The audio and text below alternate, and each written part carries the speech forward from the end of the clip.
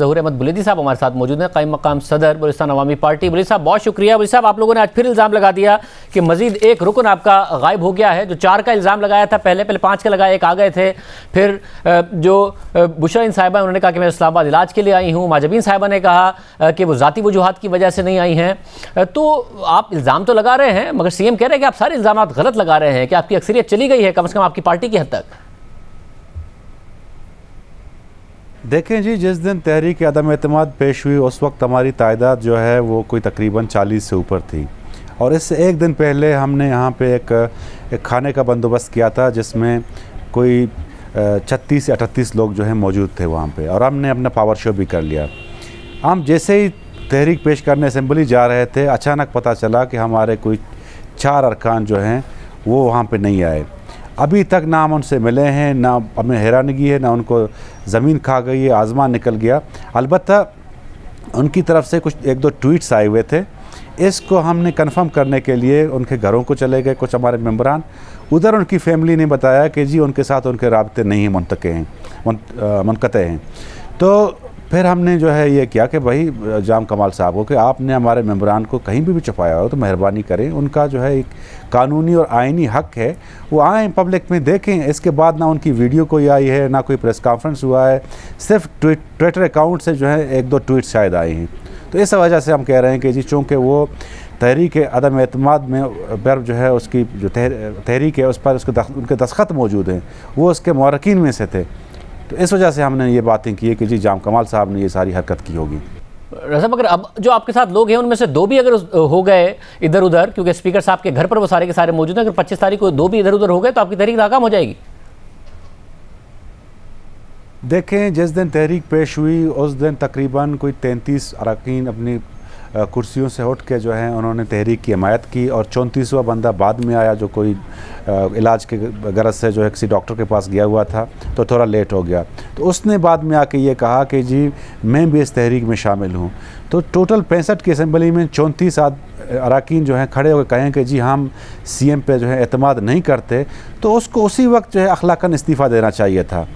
अब चूँकि उसने सीएम ने ख़ुद ये बात कही कि जी अगर मेरे पास 2 बंदे हों तो मैं लड़ूंगा, 2 अरकान हों तो मैं लड़ूंगा, इसका तो हम ये माना निकाल सकते हैं कि वो शायद वो जो है अपने पुलिस को या किसी और तरह जो है कोई हरबा इस्तेमाल करके हुकूमत करे। मगर आप भी जो पावर आपके पास वो नहीं इस्तेमाल कर रहे। स्पीकर को न्यूट्रल होना चाहिए, उनके घर पर आपके सारे रहनुमा मौजूद हैं ताकि तहरीक अदम एतमाद कामयाब हो सके। आपका पार्लिमानी लीडर का नोटिफिकेशन भी फौरी तौर पर जारी कर दिया स्पीकर ने, तो स्पीकर आपके साथ मुकम्मल तौर पर खड़े। देखो, हमने कोई गलत हरबा इस्तेमाल नहीं किया है। 23 अरकान में से बलूचिस्तान पार्टी के 12 ने मुझे लिख के दी है कि जी आप हमारे पार्लिमानी लीडर हैं। तो वो चूँकि कानूनी था, हम जो है वो अक्सरियत खो चुके हैं, पार्टी में भी अक्सरियत खो चुके हैं। ख़ुद पार्टी सदारत से भी मुस्तफ़ी हो गए हैं। उन्होंने बाकायदा ट्वीट दिया है, फिर मीडिया टॉक शोज़ में इस बात को कंफर्म भी किया है। तो इसमें तो है हमने तो कोई गलत काम नहीं किया। अलबत्ता चूँकि हम पे थ्रेट्स बहुत ज़्यादा थे, हमारे लोग गायब हो रहे थे, तो उस वजह से मजबूरन हमने यहाँ पे इकट्ठा होना पड़ा।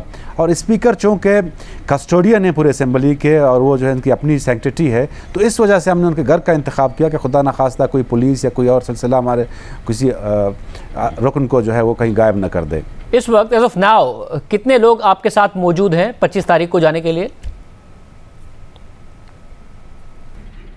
कोई 34 के करीब हैं हम। 34 पे तो काम हो जाएगा।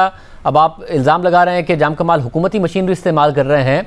अब रियासती मशीनरी तो बाप पार्टी पर इल्ज़ाम लगता है कि रियासती मशीनरी का इस्तेमाल करके बनाई गई थी, तो आपके खिलाफ सिर्फ हुकूमती मशीनरी इस्तेमाल हो रही है या रियासती मशीनरी इस्तेमाल हो रही है?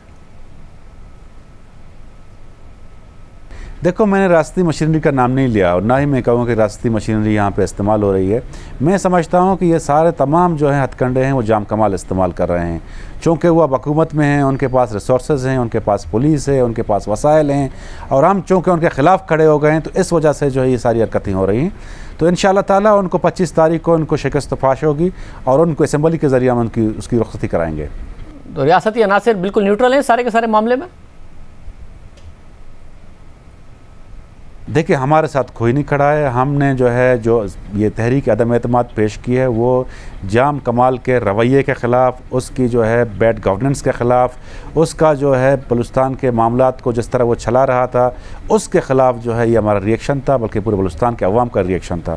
तो उस वजह से हम जो है उसके ख़िलाफ़ हो गए और ना ही इसमें किसी और का कोई किरदार है। साहब, अगर जाम कमाल साहब कहते हैं कि बतौर वज़ीर ख़जाना आप उनकी इतनी तारीफ़ें करते थे, 18 जून को आपने बजट पेश किया है, उसमें इतनी तारीफ़ें की हैं हुकूमत की, अब आपको हुकूमत में बुराइयाँ नज़र आ रही हैं।